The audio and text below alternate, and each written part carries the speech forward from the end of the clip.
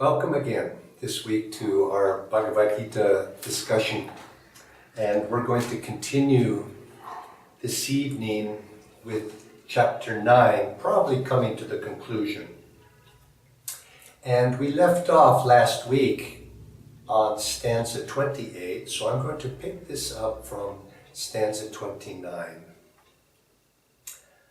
Krishna is speaking. I am impartial to all. No one is hateful or dear to me.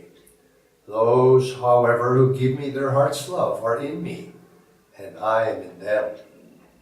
Even an evildoer, if in his heart he rejects all else and worships me alone, should be counted because of that resolution among the good. Such a one will soon become virtuous and will achieve lasting peace. O son of Kunti, know this for certainty. My devotee is never lost. Taking shelter in me, all can achieve supreme fulfillment, whether they be of sinful birth, of women, of family, of women, or Vaishyas, or lowly Sudras.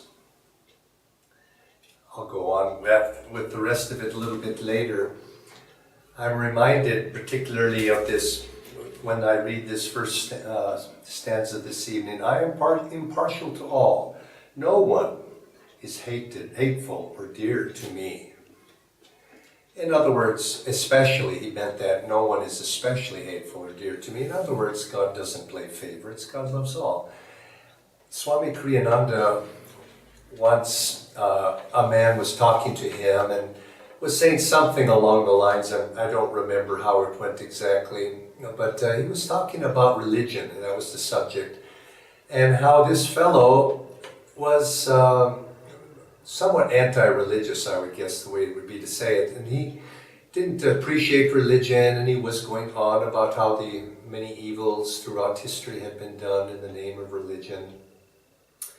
As we know, all the various warfares that have taken place, and people who justify very evil actions in the name of their religion, one group against another group. And we see this throughout history, and we see that even today we see this types of thing. And he was going on this way, and how religion was just something of a social curse, you might say. And Swami, politely listened to the man. And at the conclusion, Swami says, well, I don't much care for religion either. But I do believe in spirituality. In other words, that type of religion that man was talking about, of course, who is going to stand up and say, yes, this is a good thing? Of course it's not. But is that really, in the sense, is that really what religion is all about? No, it's not. It's but a human condition, you might say, the impulse for people to hate other people of other groups, to assert their own group's virtues at the expense of others, all of these things, and those things don't have anything to do with religion in the deepest sense, and as we should understand it. So what Swamiji was saying, of course not. That's not what religion is about. It's about spirituality. And here's in this first stanza that I shared, Krishna is saying, I love everybody. No one is more or less virtue or holy in my eyes. Every one of us is divine souls, and I love all of them equally. And oftentimes you hear people saying, well, God is on my side. As the implication is he's not on your side, he's on my side. And this causes the fighting to take place, and you see or hear about people, they pray for victory or to overcome in one endeavor, another worldly endeavor. And this is to be, we can understand it. It's good that they're looking to higher power to support whatever they're doing. But in the highest sense, God wants everybody to win. And outwardly, some people win today, they lose tomorrow. This is irrelevant to what spirituality is about. And Krishna, in the sense, is making this point that all are dear to me. But he goes on to say there, he says, those, however, who give me their heart's love are in me, and I am in them. In other words, they are in me. They're in God. Those who have attuned themselves to God are in God, and those, of course, who have opened themselves to be able to receive, then God is in them. God loves all his children, but yet some of his children are more open and able to receive the love that God has for us than others are. And is it God's fault, other than the sense that he created us, but is it his fault that we close ourselves off to him? No, you could say, and this is what the masters always say, that God only wants one thing, and that's our love. And we have the God-given right to reject God's love, to block God's love, to not give our love.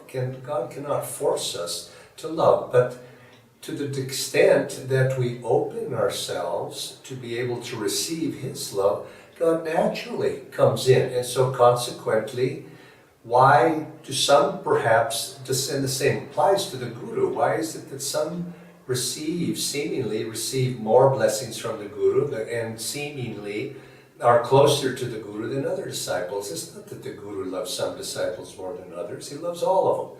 But some of them are willing and able to receive that love. And to those that are able to receive, God gives that blessing, God gives that love to them. And so the onus is on us to open ourselves to be able to receive the abundance that is there for everybody. And all of us could be able to receive this. Now there's an interesting thought when I was thinking about this that came to mind.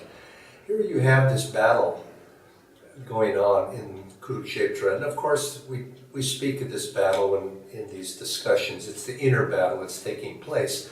But also you could interpret this also outwardly. You have the Kurus and the Pandavas fighting. Does it not matter whether it's in that battle or anything that happens in the world, that God doesn't care whether virtue predominates or evil predominates? In one sense, God's removed from that, but on another sense, he's also in this world. And you could say he doesn't take sides, but yet there is a force that will support virtuous action, whereas that which is not virtuous is not supported. And it goes to something that Paramahansa Yogananda said when we develop willpower within ourselves. He made the point that each of us, we should develop our own will. Now, of course, when people hear that, and when we think about that, we think, well, my will, that's my egoic will, I, identified with this body. But he said, yes, you should develop that.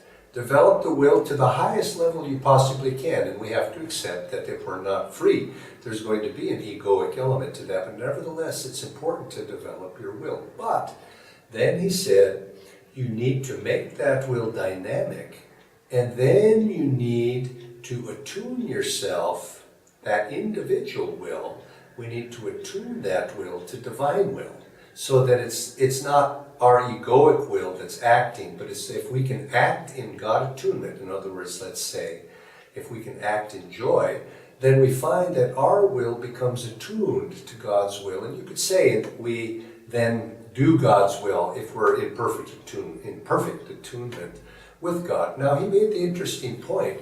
He said, if you're trying to assert your will, you're trying to do God's will, he says, if you do action that is non-dharmic with your very strong will, he said, you will find that in a subtle way, the universe will not support you. And slowly your will be weakened. Whereas if you act with your will and you are in harmony with dharmic action, that action that takes you and takes others toward God, toward divine union, then you find your will is strengthened. And so here we have God, or let's say Krishna in this sense in the Bhagavad Gita, He loved the Pandavas very dearly, but that did not mean he did not love the Kauravas also. He loved the Kauravas too. He was related to the entire family. He loved the Kauravas, but the Kauravas were not willing to be in tune with him. Were not willing to receive what he had to offer. And because of that, it wasn't that he was not impartial, or he was not partial, he was impartial, but because they were not able to receive the power that he had and the blessings that they had, they were doomed to failure. And so you can say that any aspect of our will, if we look inside of ourselves, we have many wills. It's not just one Nayaswami Jaya will, there's probably many in there, wanting to do this action, wanting to do that action. But those that are in tune with the higher will, with the higher aspect of myself, those are going to be things that are going to lead to success, not only inwardly, but also they harmonize with divine will, so they're more likely to succeed outward.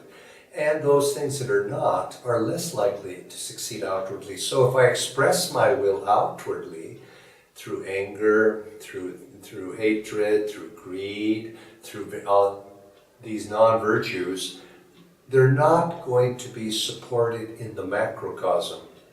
Now, I may succeed for a while, but in the end, I've sowed the seeds by those very actions, by the attitude with which I've gone into those actions. I've sowed the seeds for my own destruction. And so, consequently, it's not God that necessarily has cursed me to fail in the end. It's I have cursed myself by not harmonizing with the higher power. And God watches.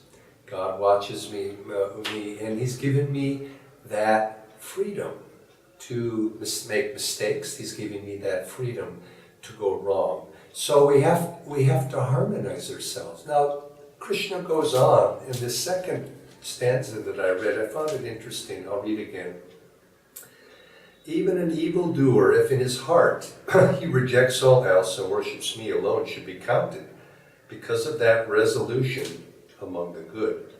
Such a one will soon become virtuous and will achieve lasting peace. We have such a one, you could say, evildoers, that if we're speaking about inside ourselves, we have many impulses within ourselves. Even we have the negative ones, we have impulses going this direction and that direction. But if there's some element of good, even in those evil impulses, if we have some element of good there, Krishna is advising us here, latch on to that spark, that even if it's a little bit, even a little, as we say at the pre-initiation of this practice, will take you through to overcome dire fears and colossal sufferings. A little bit will take you. And this is a principle that can be applied on many different layers of our life. Life is never easily black and white, and it's easy to make distinctions between what should I do this, should I do that. It's complex. Life is complex, and we have things that we said, good habits, we have bad habits, we have all of these, and how do we sort through them? And I see what the Gita is advising us here is those things that have some element of good in them. Try to pick out what's good in something and focus your attention upon that. And don't worry and don't put your focus upon that which is not good. Because if you focus upon the good, in whatever small amount that is in your life, a good habit, put your energy there and it will begin to flower. Now, the opposite would be, you could see, oh, I have such a beautiful little flower of goodness here. What I need to do is instead of focusing on that, I need to cut away all the evil weeds that are trying to choke it out.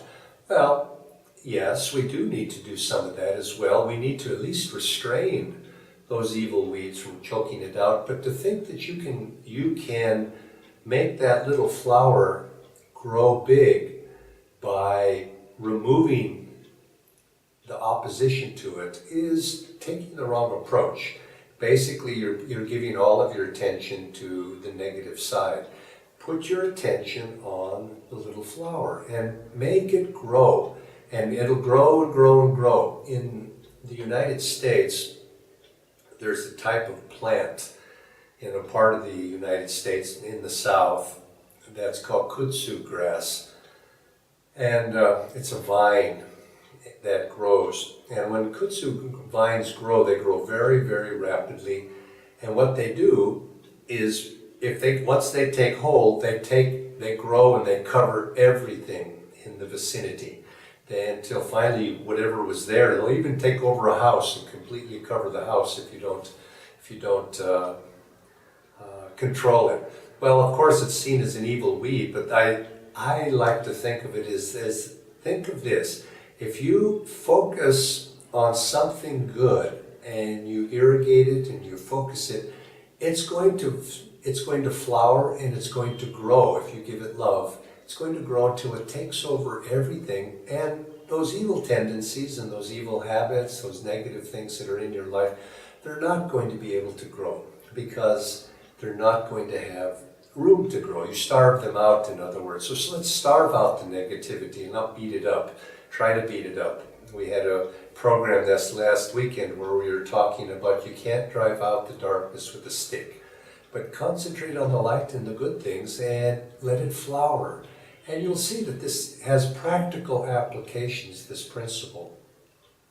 Swami Kriyananda spoke to this principle quite often, especially when he was talking about leadership or working with people, working with groups of people, and by extension leadership. He says you have groups of people that are trying to accomplish something in life.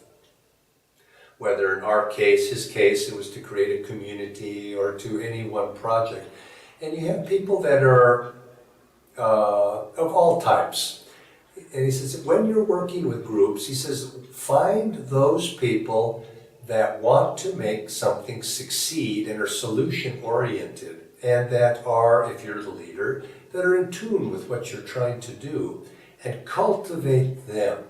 And try to bring that element up, rather than try to convince or change the minds of those people who oppose you. And he says this is where many group dynamic leaders of groups go wrong, is they try to convince people to change their mind, and rather than focusing their attention on supporting those people who are already with you. And he says if you do that, you'll find that you'll bring up the group that is positive and supportive of you, and it will begin to attract others. And if you don't give too much attention to the others, just let them, you don't have to oppose them, but you don't have to feed that energy. And you'll find that oftentimes those people will come around of their own, because the entire group's energy will raise itself through the positiveness of the positive part. And in that upraised energy, the other people are influenced as well. And this is how when he began, he was put in charge by Paramahansa Yogananda of the monks at the ashram in Mount Washington. And he found that he had a group of monks that Master had wanted him to be in charge of and work with. And the monks up to that time had never been organized. And so there was some resistance amongst them, and especially because many of them, if not most of them, were older than him. He being somewhat of the youngest, so you can imagine his position. But nevertheless, Master asked him to do it, so he did. And so he asked them, he told the monks that he wasn't going to ask them to do anything, that they didn't feel good about doing, but that they would just work with him and allow him to do. He would just be there to try to serve them as best as he could. And many of the monks wanted to, the majority probably, or at least half or more than half, wanted to actually be organized and do something positive. And so he worked with them. And he found that those that opposed him, he didn't try to change their mind. He just went with the ones that wanted to do something new and positive. And as he did so, the magnetism of the group grew, and he found that they were able, the other group decided, little one by one, they began to join the positive group. And this is the way we should be with our own inner tendencies, is work with your positive tendencies. Work with those things that are positive, energetic, enthusiastic, and support those and give energy to those things. And put a fence, you might say, around those things that are negative. You can't ignore them, obviously, because they can be very secretively trying to undermine you, your own tendencies. But put a fence around them and say, maybe I can't control you now. I know I look within myself and I have some habits, or not so much physical habits, but habits of mind, which are a little bit more insidious. You have certain habits of mind. I look back and I say, I've had that my whole life. And I don't particularly like it. But since I've had it this long, I'm not sure I'm going to best it, or not. But I can at least wall it off.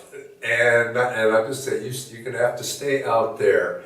And one day perhaps you'll actually come and change your ways. So you have to address these mental citizens that you have as if they're actually people trying to work with you or against you.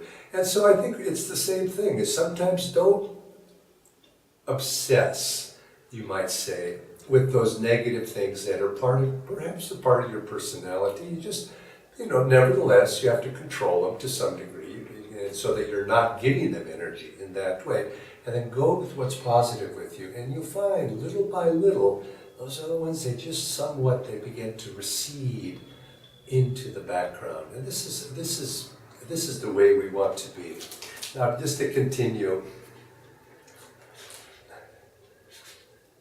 how easy it is then for true Brahmins who know God, and for Rajarishis, true Kshatriyas, whose sole desire is to serve God and all, to attain me. Ah, who have come into this transient world full of misery, worship me alone. Keep your mind fixed on me. Be my devotee. In ceaseless worship, bow to me in adoration. Thus, becoming one with me and knowing me as your highest goal, you will ever be my very own. And so what Krishna is saying is focus on the divine in this way. And pretty soon there's no room in our consciousness for anything else to fit in there. It just doesn't, it's just not allowed anymore. It just doesn't, and you'll see that each of us, if we have those divine sparks in our own self, those little aspects, those positive spiritual aspects, if we bring those out, we become a totally different person. And that which we were before, we look back and we don't even recognize ourselves. And this is how we want to be in this life. So next week, we're going to start chapter 10. And with this stanza, this Krishna says, thus ends the 9th chapter called the Sovereign Lord of All. Many blessings to you, and I hope to see you again next week.